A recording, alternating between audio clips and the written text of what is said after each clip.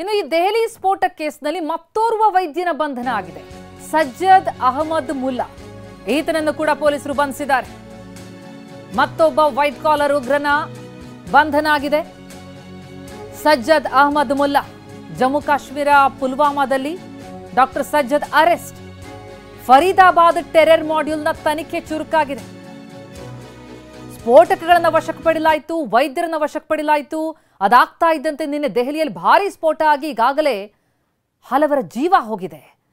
ಇದಕ್ಕೆ ಸಂಬಂಧಪಟ್ಟಂತೆ ತನಿಖೆಯನ್ನು ಚುರುಕುಗೊಳಿಸಿದಾಗ ಮತ್ತಷ್ಟು ವೈಟ್ ಕಾಲರ್ ಉಗ್ರರು ಈಗ ವಶಕ್ಕೆ ಸಿಗ್ತಾ ಇದ್ದಾರೆ. ಸಜ್ಜದ್ ಅಹಮದ್ ಮುಲ್ಲಾನನ್ನ ವಶಕ್ಕೆ ಪಡೆಯಲಾಗಿದೆ. ಜಮ್ಮು ಕಾಶ್ಮೀರದ ಪುಲ್ವಾಮಾದಲ್ಲಿ ಫರೀದಾಬಾದ್ ಟೆರರ್ ಮಾಡ್ಯೂಲ್ನ ತನಿಖೆ ಮತ್ತಷ್ಟು ಚುರುಕು.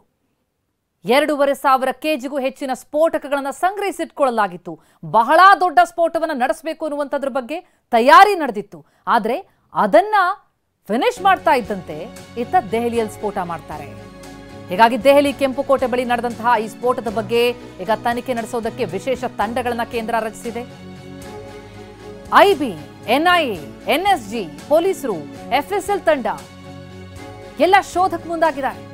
500ಕ್ಕೂ ಅಧಿಕ ಅಧಿಕಾರಿಗಳು ಮತ್ತು ಸಿಬ್ಬಂದಿಯ ತಂಡ ರಚನೆಯಾಗಿದೆ.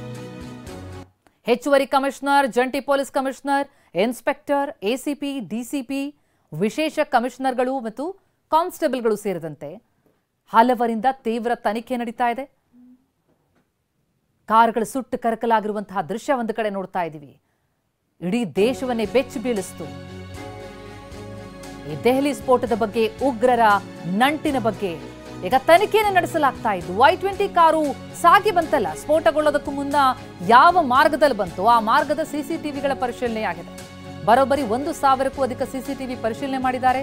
ಫರೀದಾಬಾದ್, ಬರ್ದಾರ್ಪುರ ಗಡಿ, ಸರೈಕಾಲೆ ಖಾನ್ ಐಟಿಒ, ಕೆಂಪುಕೋಟೆ ಬಳಿ ಎಂಟ್ರಿ ಕೊಟ್ಟಿದ್ದಂತಹ ಈ ಕಾರು ಸಂಜೆ 6:52ಕ್ಕೆ ಸ್ಫೋಟ ಆಗುತ್ತೆ.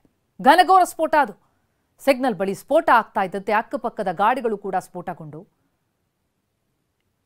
ಈಗ ಹಲವರ ಜೀವ ತೆಗೆದಿದೆ, ಜೊತೆಗೆ ಆತಂಕ ಹೆಚ್ಚು ಮಾಡಿದೆ.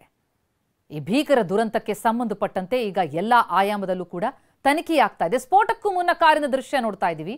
ಶಂಕಿತ ಕಾರ್ ಚಲಾಯಿಸ್ತಾ ಇರೋದನ್ನು ಗಮನಿಸ್ತಾ ಇದ್ದೀವಿ. ಮಾಸ್ಕ್ ಹಾಕಿದ್ದಾನೆ.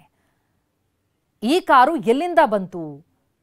ಆ ಪ್ರತಿ ಮಾರ್ಗದ ಸಿಸಿಟಿವಿಯ ದೃಶ್ಯಾವಳಿಗಳನ್ನ ಕಲೆ ಹಾಕಿ ಎಲ್ಲ ಆಯಾಮದಲ್ಲೂ ಕೂಡ ತನಿಖೆ ನಡೆಸ್ತಾ ಇದ್ದಾರೆ.